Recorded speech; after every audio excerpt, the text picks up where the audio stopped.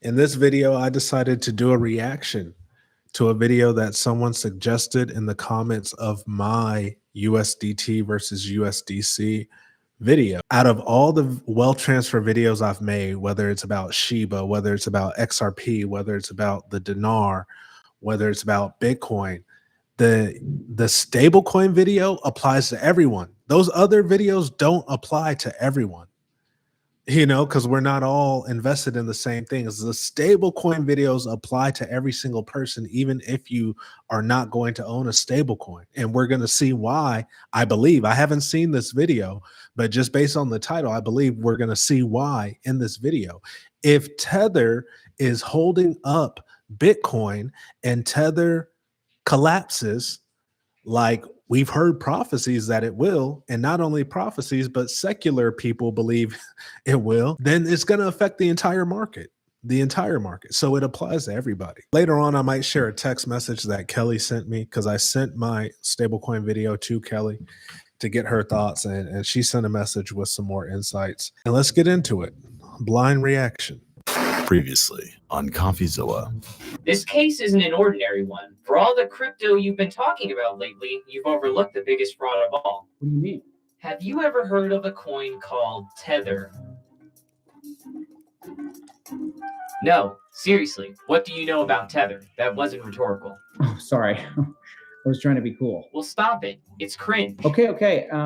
Wait, what was the question again? Never mind. I'll just tell you. Imagine for a second you had a money printer, a real one. So, basically the government. Correct. But imagine it's not controlled by a centralized government. Imagine it's owned offshore, unaudited, unaccountable. That's impossible. No one would ever accept that currency. Tether is that money printer. Only a few days ago, $1 billion worth of Tether was printed out of thin air. Before That's already worrisome. And note, this video is 3 years old. Okay. This is not a brand new video. 2021 June. All right. Now it's funny. He talked about, printing money out of thin air. Oh, you mean the government, right? Which is true, right? I talked about fiat currency in our group meeting, our group call with level 4 and above members. And fiat currency, what fiat means essentially is a Latin word meaning the authority sets the price. Essentially, the value is dictated by the authority, which is the government. So if the government dictates the value of the dollar, this applies to all national currencies because they're all fiat. But if the government dictates the value and the government also decides how much to print, think of how much control they have, not only over the currency. You have to think, if you have control over the currency and the value of the currency, you have such a strong control over the people, For that, $1 billion more. It's in circulation today. I think I need another drink. Sorry, explain this from the beginning. How does Tether work? No problem. But you're going to need a lot more than one drink. Today, we need to talk about Tether.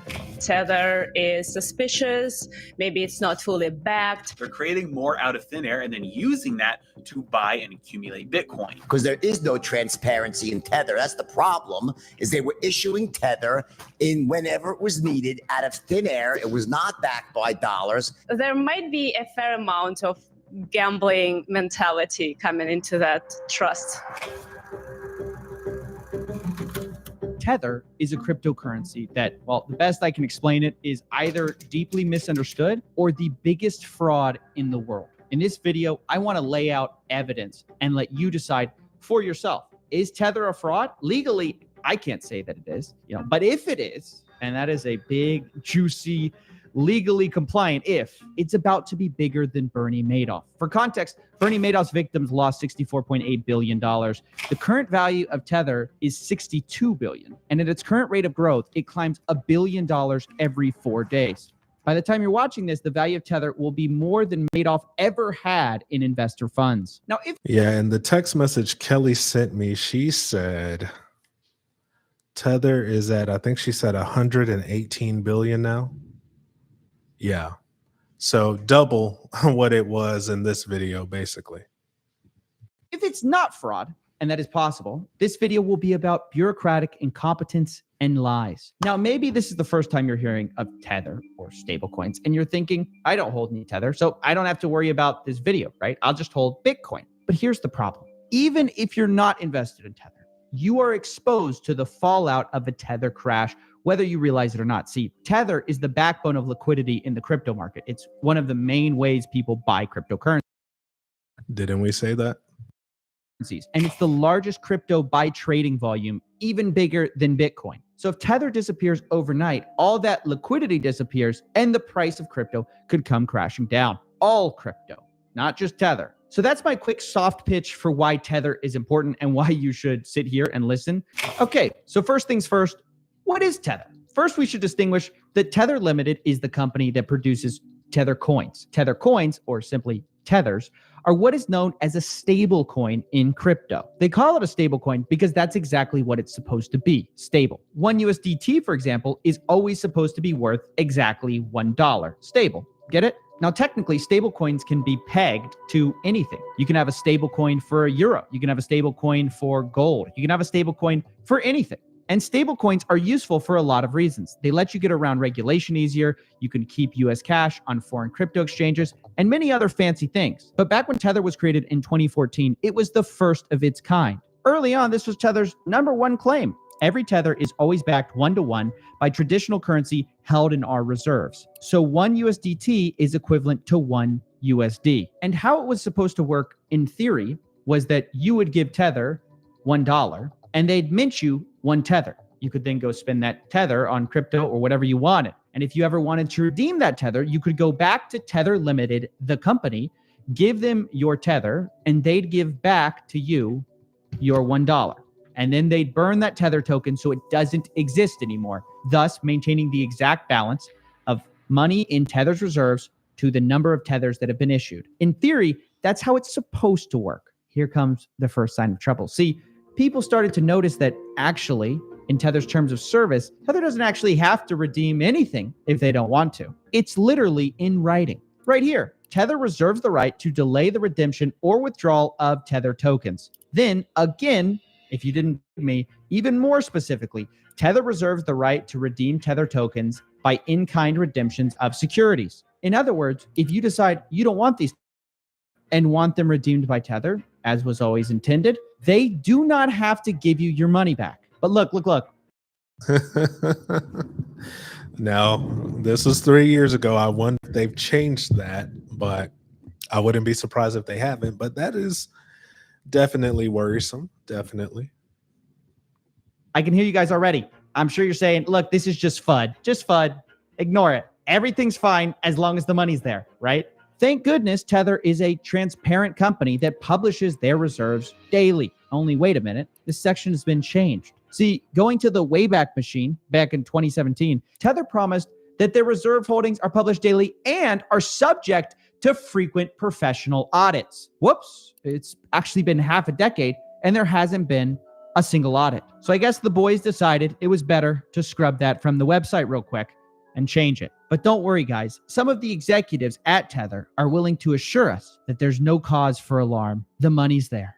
I agree that could be handled better, but all I can say is that money's there. I promise you that. Money's there. We promise you that. I'm sure that's the thing crypto fans love to hear. You know, the same people who made their rallying cry, don't trust, verify.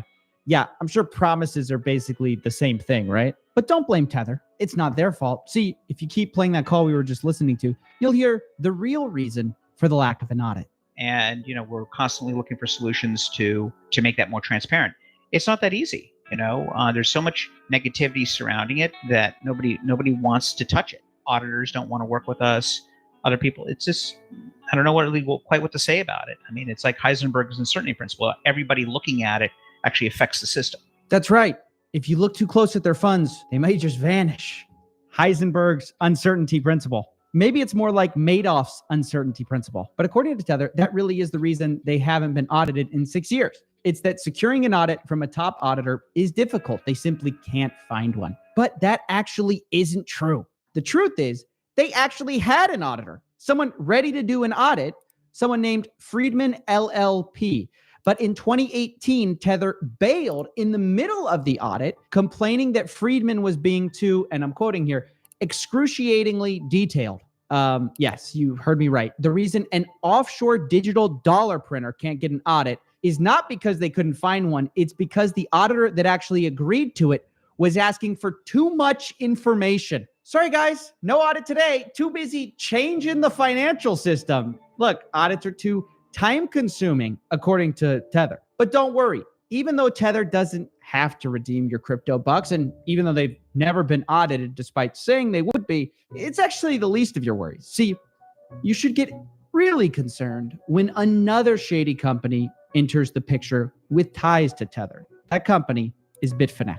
Bitfinex is a crypto exchange like Coinbase. And early on, it was the most popular crypto exchange where people could buy and sell cryptocurrencies. Pretty soon, people got pretty suspicious of the ties of Tether and Bitfinex. Bitfinex was the first and main exchange where Tethers were traded for a long time. So people began thinking, if, let's just say, somehow the largest crypto exchange and largest stablecoin were somehow in bed together, that'd be kind of bad. Because after all, an exchange could collude with that stablecoin to get to a place where they're basically infinitely printing tethers, using those tethers to go buy Bitcoin on the exchange they own, and it'd always be worth $1 on that exchange, use them to back those tethers or convert it to USD, and then you just never redeem the tethers. Huge pile of cash from absolutely nowhere. Crypto certainly wouldn't be new to such a complicated scheme. Mt. Gox and Quadriga CX were both crypto exchanges that use their ownership to profit and ultimately rip off a lot of people.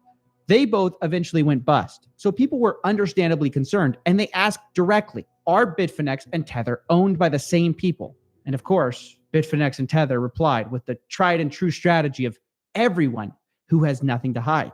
They lied. Here's Chief Strategy Officer Phil Potter denying this, saying that Tether and Bitfinex, just banked at the same bank. So people that are confused right now, basically Tether is Phoenix, right? No, it's not, but we bank with the same banks. This has to be the worst excuse of all time. Oh, we bank at the same banks. No relation. We just see each other in line withdrawing huge sums of cash. No, we just say hi to each other across the little cubicles. It's ridiculous. Look, fast forward to 2017. Of course, the truth comes out after the Paradise Papers are released. You know, those like major leak of offshore shell company documents. It turns out one of the companies leaked in that was Tether. And it was revealed that, in fact, Bitfinex and Tether weren't just in bed together.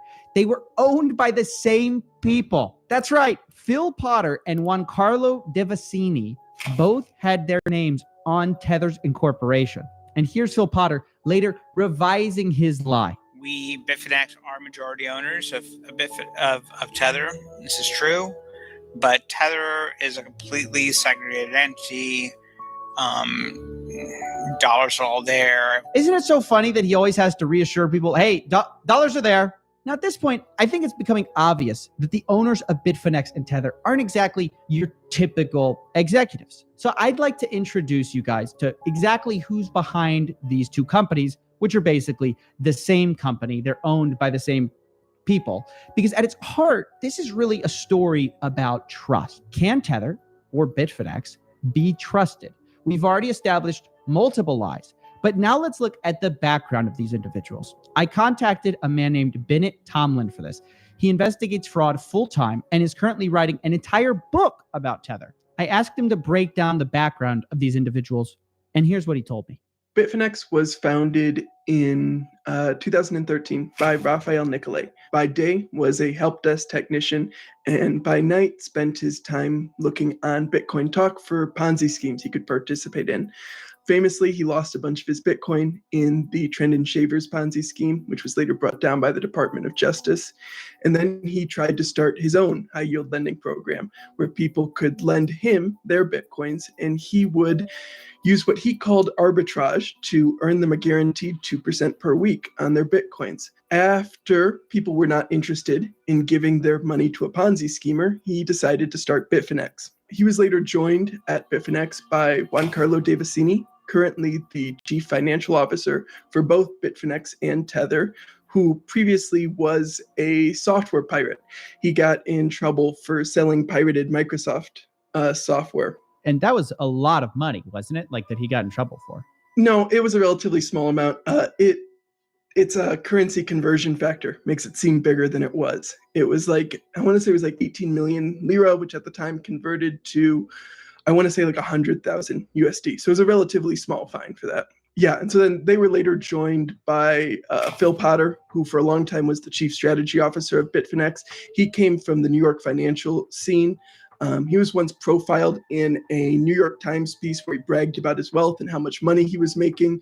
And very shortly after that, he lost his position at Morgan Stanley. And then Tether was started by initially a different cast of characters, led by Brock Pierce. Brock Pierce was a famous child actor who starred in films like The Mighty Ducks. He's more known for fleeing to Spain with indicted child sexual predator Mark Collins Rector, where both of them ended up getting arrested in a house full of child pornography. He started initially Realcoin, which became Tether. So that's something that the commenter pointed out, who pointed me to this video, was this Brock Pierce guy. And what he was in trouble for is important, because you got to understand, like in the early stages of cryptocurrency, in the early stages of Bitcoin, it was used on the dark web to pay for illegal things, right? So if this guy who was dealing in these illegal things, CP for short, being something that is largely engaged in on the dark web, and he's involved in starting this cryptocurrency, that is very questionable. That is definitely a cause for concern. Along with a couple of other people who he had previously worked with, including Jonathan Yentis, who helped him at IGE, which was a company that started surrounding farming MMO items. So they would hire out people in various countries to earn these items and then would sell them. Secondary market. Yeah. And then Realcoin was bought out by Bitfinex and became Tether. And when it was incorporated, had basically the same executive team as Bitfinex. What can you tell us about Paulo, who later joined the team? Paulo is a little bit interesting because he doesn't have the same kind of past that some of these other characters do. Him and his wife, Claudia, who is the chief operating officer for Bitfinex, both joined in, I want to say 2015. They both had a previous history as fintech developers, and as far as I can tell, they seem to be competent fintech developers. The most interesting thing to me about Paulo is, one, that it's him and his wife working together for Bitfinex and Tether, and two, that so there was a document leaked that at one point Bitfinex leaked that showed that Paulo was one of the directors for Delchain, which is it's a cryptocurrency focused offshoot of Deltec Bank, which is where Tether now banks. And so it seems that Paulo might be connected pretty deeply to Tether's bank. Tell me about Stu Hogner, their general counsel. So yeah, Stuart Hogner is the general counsel for Bitfinex and Tether. He has a history in cryptocurrency and also in online gambling. He was the director of compliance at Excapa, which was an online poker company most known for being the parent company for Ultimate Bet. Ultimate Bet got in trouble because they were giving some of their players a god mode that allowed them to see the other players' cards, which would obviously be an advantage if you're. Yeah, if you saw my Wild Wild West video, I think it was last year, I talked about my history in playing online poker. So yeah, I definitely knew about this and Ultimate Bet. Thankfully, it was not one of the websites that I played on, really. I'll pause real quick and share this with you. I was going to wait until this video was over, but this is only cementing my video of USDT versus USDC for me personally. I'm not saying it should cement it for you per se, but what I'm about to show you. Okay. So knowing that this video is years old, I wanted to go to the Tether website and see if they've updated their terms of service and see if what was pointed out still applies. So instead of reading through all this fine print, I copied it, I pasted it into Chat GPT, and I told Chat GPT to tell me anything that may be worrisome within it. So let's look at this. All right. So first, number one, arbitration and waiver of jury trial. The terms include a mandatory arbitration clause for TLTD customers. I assume that's Tether, meaning that if you have a dispute, you cannot take it to court, but must instead resolve it through arbitration in San Diego, California. Additionally, you waive your right to a jury trial, which could be a concern if you prefer traditional legal processes or feel more comfortable with a court setting.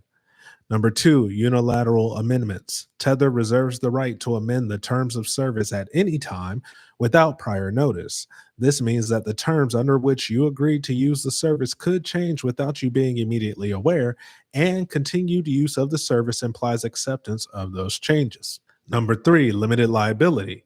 Tether limits its liability extensively. For example, they are not liable for any losses or issues arising from trading on their site, cybersecurity risks, the failure or insolvency of financial institutions holding their reserves, or the failure to support a particular blockchain or protocol. This broad limitation of liability could leave users without recourse in the event of significant losses. I repeat, this broad limitation of liability could leave users without recourse in the event of certain things that we expect to happen with Tether prophetically. Number four, suspension and termination of rights. Tether has the right to suspend or terminate service at its sole discretion, particularly if they determine that you have violated any of the terms or for reasons related to compliance with applicable laws. This could mean that your access to your funds or services could be restricted or terminated without prior notice. Number five, restriction on usage.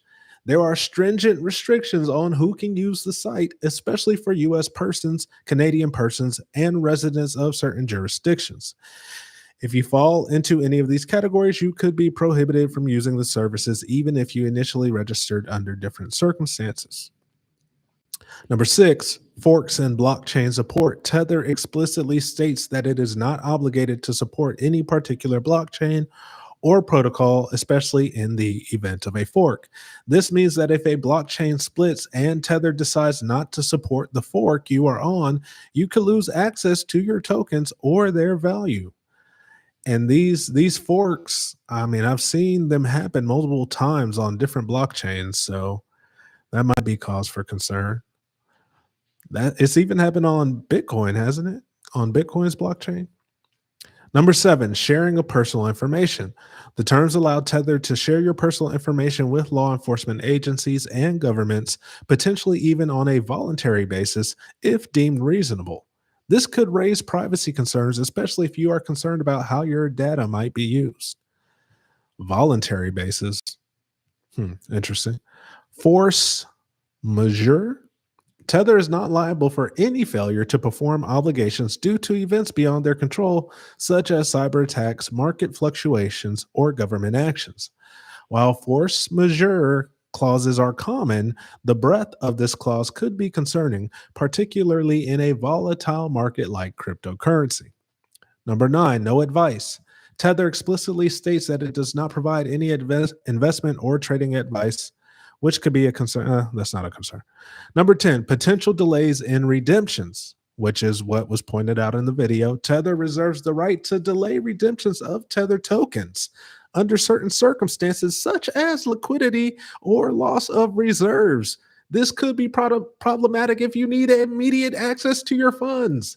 This could be problematic if cryptocurrency is running and your sell limit orders are supposed to initiate. This could, look, I'm glad I'm not in Tether anymore. But that's me. You got to decide for yourself. And this is in their updated terms of service. This is today. This is not, 3 years ago. So let's continue the video. What I think I will do is also try to find USDC's terms of service and see what it may say. See if it's similar or different. All right, let's continue. That is the backbone of crypto. It's like the leading liquidity provider. And what you're telling me is these are not savory individuals for the most part. That's exactly what I'm telling you. This is starting to look bad, huh? But don't worry, it gets way worse. Around 2017, okay, people began criticizing Tether sort of seriously for the first time. And it started with someone named Bitfinex on Twitter. Bitfinex has been by far the most vocal critic of Tether. And I interviewed him to ask him what made him first suspect something was wrong. Starting in late March 2017, I noticed unusual trading on Bitfinex that seemed to match the trading that I saw on Mt. Gox when Mt. Gox lost banking. I was alert but had nothing concrete about their banking situation until April the 5th, 2017, when Bitfinex attempted to sue Wells Fargo. Their lawsuit indicated that they, Bitfinex and Tether, had no banking at all, and despite this, Tether continued to issue tens of millions of dollars of Tether despite Bitfinex and Tether being unable to receive transfers. I suspected fraud and started my Twitter account. Now, in response to this criticism, Tether panicked and even never end up getting an audit. They decide to release a third-party attestation to show that they really had funds in reserve to back up their tethers. 400 million tethers, in fact. But real quick note, an attestation is not an audit. An audit is a detailed forensic look of your accounts. An attestation could be as simple as a peek into your bank account to see that the money's there for a very short amount of time. See, it was found out later in a New York Attorney General investigation that something very shady had happened. Tether had convinced their third party to conduct his attestation or snapshot on a very specific day, September 15th, 2017, with Noble Bank. On September 14th, the day before that happened, Tether didn't have an account with Noble Bank. On the day of the snapshot or attestation, Tether opened a bank account where they supposedly had reserves all along, and Bitfinex, the other company, which they have nothing to do with, transferred $382 million into that account. That night, the attestation was done, and everything appeared in order. But no one knew that the funds supposedly backing Tether arrived there that day. Suspiciously, the price of Bitcoin also suddenly fell by around 40 to 50% in the 2 weeks prior, leading some to believe that someone was selling bucket loads of Bitcoin. The price recovered immediately after the attestation and was the largest 4 hours of buying in Bitcoin's history. Dude, this is enough already. I mean, for me personally, this is enough to say, okay, I don't want to be involved with, I don't want to have my assets in this stable coin, you know? Same day. Don't forget that only minutes ago, Phil Potter claimed that Tether and Bitfinex were completely separate entities. But Tether is a completely segregated entity. Dollars are all there. But now we find that they're actually commingling funds. But even this ruse didn't save Bitfinex and Tether completely. They may have warded off public opinion for a little while, but their critics were growing louder than ever. The Friedman attestation was worthless, and I called it as such at the time. But a big shadow loomed over the project that not even their critics could have seen coming. You see, around this time, Bitfinex and Tether were having banking issues. It wasn't uncommon for crypto companies to have trouble finding banks to work with. After all, some of the users of cryptocurrencies, especially early on, were quite sketchy, so banks didn't want to get involved. Nonetheless, if you're a crypto company, you need a bank to receive wire deposits. So Bitfinex decides to start relying on something called Crypto Capital. Now, this company probably deserves its own video, Crypto Capital, but suffice to say, they worked with a lot of, let's call it, needy clients. You know, people who couldn't go anywhere else besides a sketchy non-bank to bank with. People who needed their money moved without anyone knowing where it was from.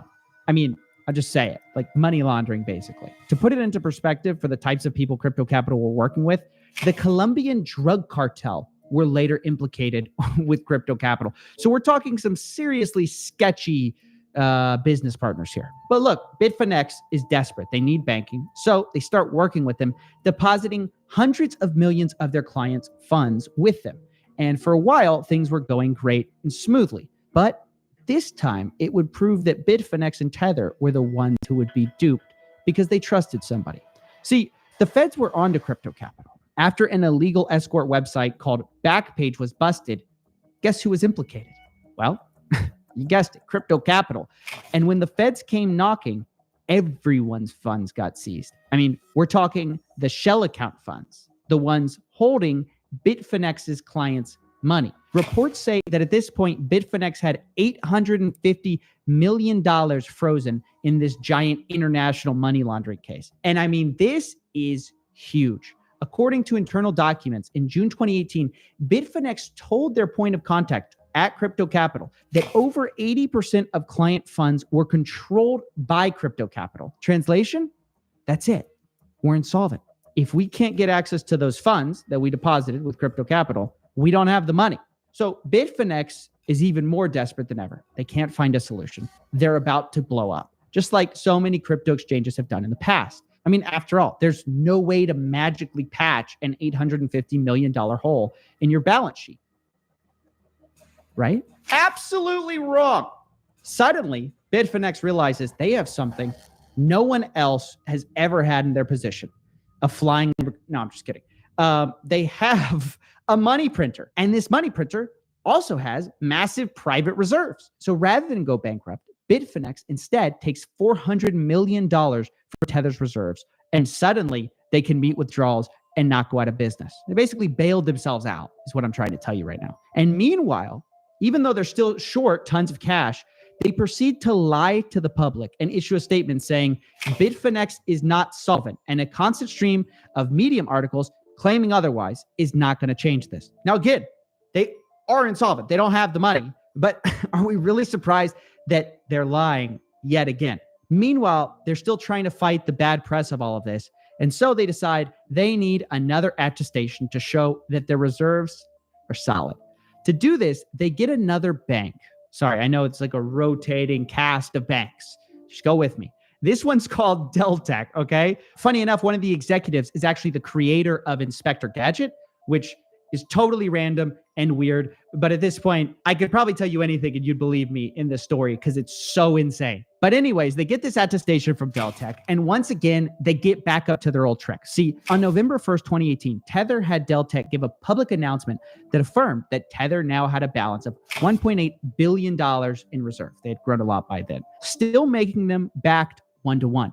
However, after Deltec firms this, November 2nd, Tether pays Bitfinex $475 million, to help plug the hole that's still in Bitfinex's balance sheet and kind of make them whole again. Of course, it naturally follows if you just took $500 million from one company and handed it over to this one, Tether's not backed the next day after they claimed that they were backed. Of course, they lied because it's these guys, right? So shady. But of course, nobody could have possibly known that at the time. And we actually didn't find this out until the New York Attorney General's office released their investigation. This means that what Bitfinex and Tether set out to do succeeded, which is deceiving their customers to buy more time. This means unequivocally, at least on November 2nd, and who knows for how much longer, Tether was unbacked by US dollars. And around this time, interestingly, Tether decided that maybe it was time to move the goalposts again. So what did they do? Well, around 2019, yet again, Tether's website suddenly changed without warning. After spending 5 years claiming to be 100% backed by USD, they changed it to this. Every Tether token is 100% backed by our reserves, not by US dollars, which include traditional currency and cash equivalents, and from time to time, may include other assets and receivables from loans made by Tether to third parties, which may include affiliated entities, collectively reserves. Every Tether token is also one-to-one pegged to the dollar. So they're saying it's still pegged to the dollar. Now we don't really know why, though, because they can basically loan an insolvent parent company or co-company money as much as they want to bail them out. So what exactly is receivable? If that company goes under, it's a disaster. But look, I don't want to bog you down in explaining to you how completely insane that is. It's pretty obvious. The much more obvious question I think we can all ask ourselves now is, who in their right mind would trust this company at this point? Tether and Bitfinex, owned by the same company, have repeatedly lied, omitted, and misled people. And we've only done a basic history of what's happened so far. 2021 hasn't been much better for them either. The New York Attorney General's office investigated Tether for 2 years.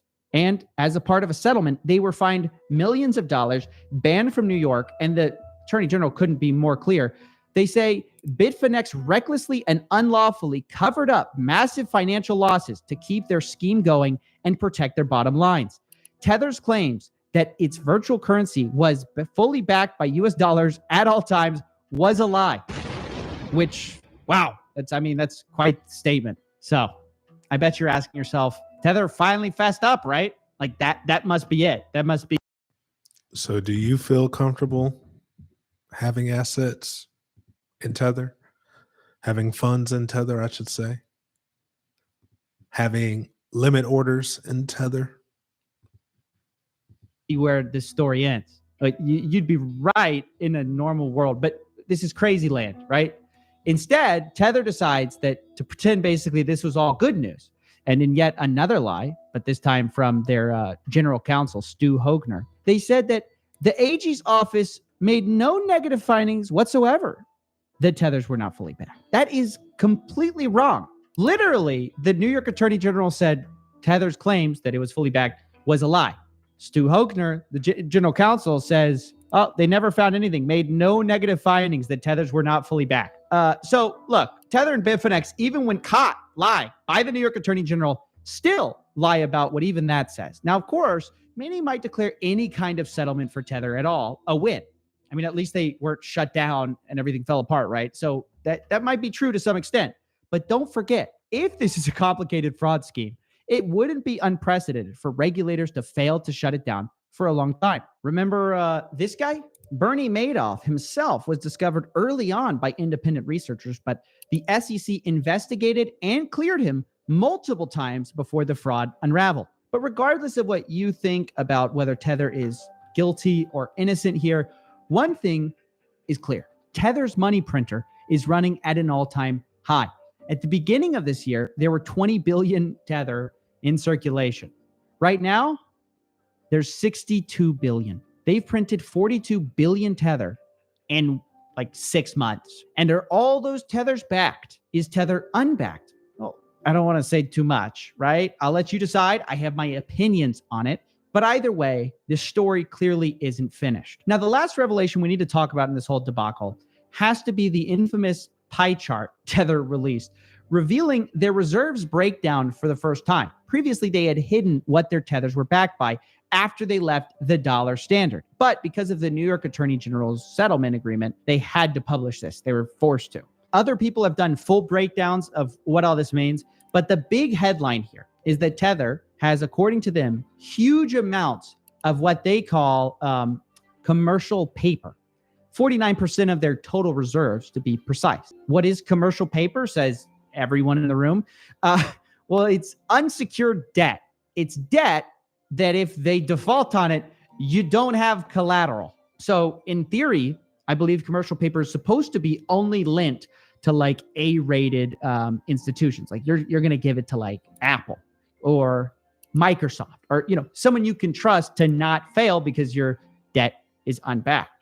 But who is Tether giving that money to? We simply have no idea. 49% of $60 billion, which is roughly way more than any human can ever spend. Theoretically, Tether could almost lend anyone unsecured debt, get an IOU, and according to them, that Tether would be backed. Meanwhile, how much actual cash on hand does Tether have? Just about 3%.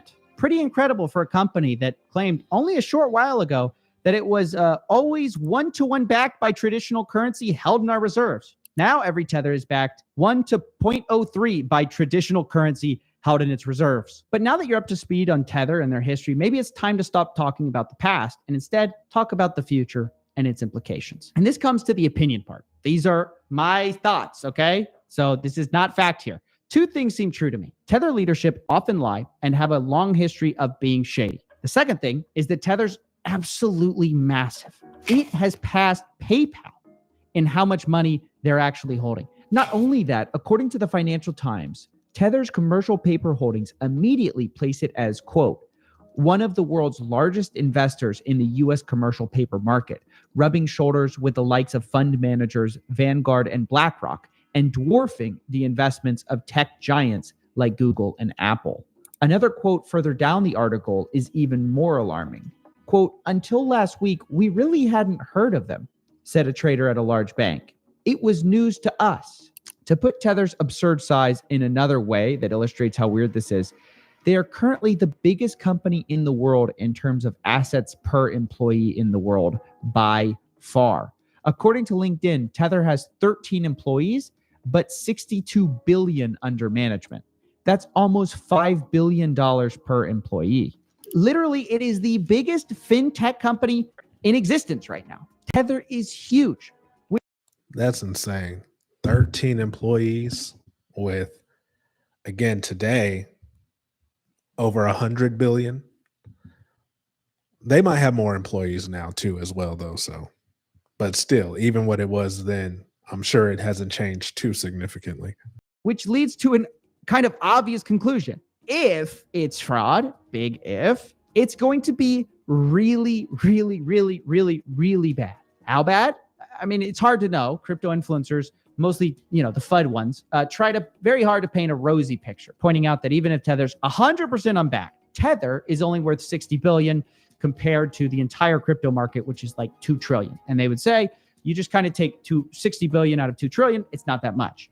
However, due to Tether's special role in the market, I'm not sure I agree. Tether's collapse isn't just about 60 billion winking out of existence, because Tether is the #1 medium of exchange for people to get in and out of crypto, which means when that liquidity suddenly disappears, it's going to be a lot worse than people think. Will Bitcoin and crypto survive?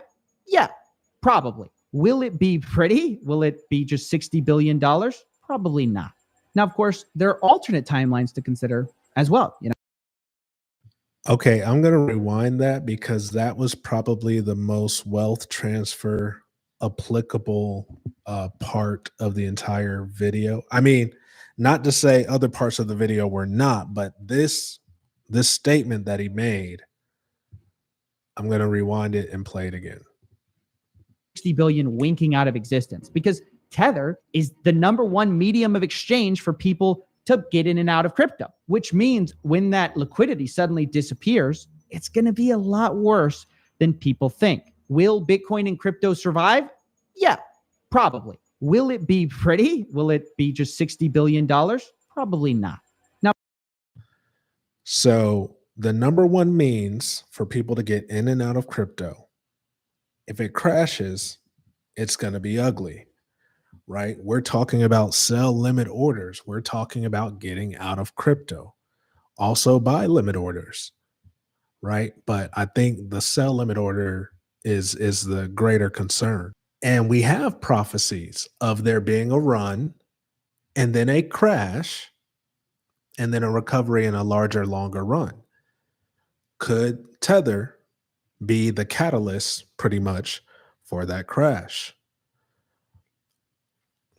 I believe certain individuals who have orders in Tether will not have those orders filled because they're in Tether. I believe that certain individuals will have profits lost simply because they have orders in Tether, or because an order executes in Tether, but then when you try to cash out that Tether, you run into an issue, or even try to convert that Tether, whatever the case may be. I believe that will happen for some people. I'm not saying that that's going to happen 100% across the board for every person, for every single Tether owned, but I do think it's going to cause some complications in the wealth transfer plans of some people.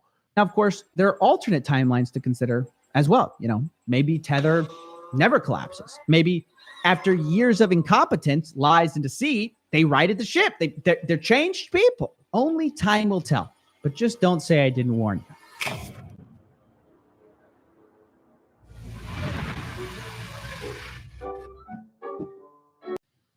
Don't say he didn't warn you. Don't say I didn't warn you. Now, I'm not a financial advisor. This is not financial advice. You do what you feel led to do. Don't say there weren't warnings, though. So I did pull up USDC's terms and asked Chat GPT the same thing. Hey, read these terms and tell me what is worrisome in it. And for one, USDC's terms were much more thorough than Tether's. All right, so this is USDC. Number one, potential concerns.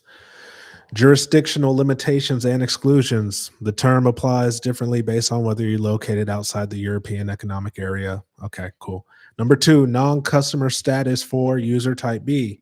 If you do not have a Circle Mint account but hold a USDC, you are not considered a customer of Circle, referred to as user type B.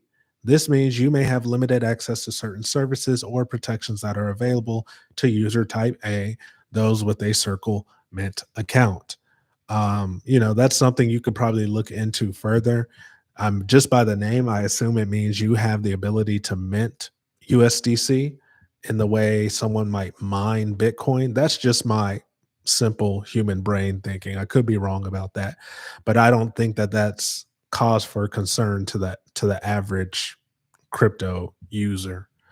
Because I think your issue would be more with the exchange that you're on when it comes to, again, cashing out the USDC or whatever the case may be. Number three, limited redemption rights.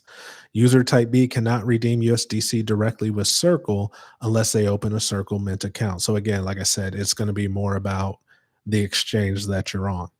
This could lead to a situation where you hold USDC but cannot convert it back to USD easily without first meeting additional requirements.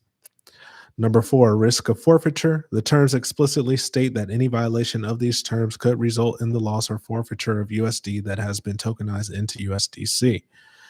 This creates a risk where non-compliance, whether intentional or accidental, okay, that's normal. Third-party platform risk. The value of USDC on third-party platforms can fluctuate, and Circle does not guarantee that one USDC will always equal one USD on these platforms, i.e. in exchange. Again, I assume. But, so like I feel like, for instance, with Coinbase having a stake in Circle, I would assume Coinbase is safer when it comes to these concerns, even though I don't think these are large concerns anyway. But if they are concerns at all, I would think it would be less of a concern on Coinbase, Irreversible transactions. USDC transactions are irreversible once completed. If you send USDC to an incorrect or unintended address, that's all cryptocurrency. 7, blocking and blacklisting. Circle reserves the right to block certain USDC addresses and freeze associated funds if they suspect illegal activity.